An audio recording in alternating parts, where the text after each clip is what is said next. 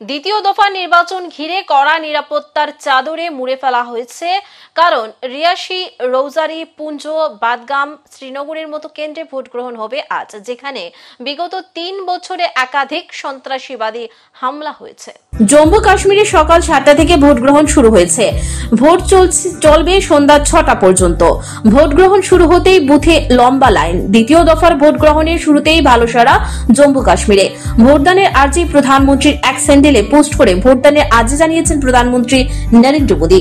তিনি লেখেন, আজ জম্মু কাশ্মীরে দ্বিতীয় দফার ভোট গ্রহণ। আমি সমস্ত ভোটারদের কাছে আর্জি জানাই, আপনারা ভোট দিন এবং গণতন্ত্রকে মজবুত করতে নিজেদের গুরুত্বপূর্ণ ভূমিকা পালন করুন।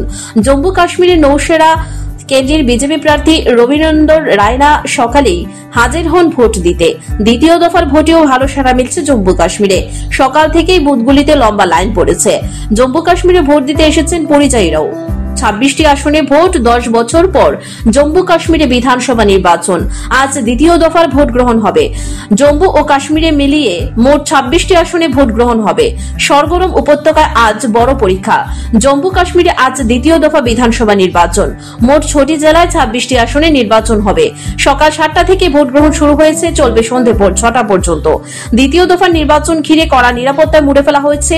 কারণ আজ রিয়াসী, রৌজারি, পুঞ্জ, বাদগাম, শ্রীনগরের মতো কেন্দ্রে ভোট গ্রহণ হবে, যেখানে বিগত 3 বছরে একাধিক সন্ত্রাসবাদী হামলা হয়েছে। ভোট চলাকালীন যাতে কোনো অনভিপ্রেত ঘটনা না ঘটে, তার জন্যই নিরাপত্তার চাদরে মুড়ে ফেলা হয়েছে জম্মু ও কাশ্মীর।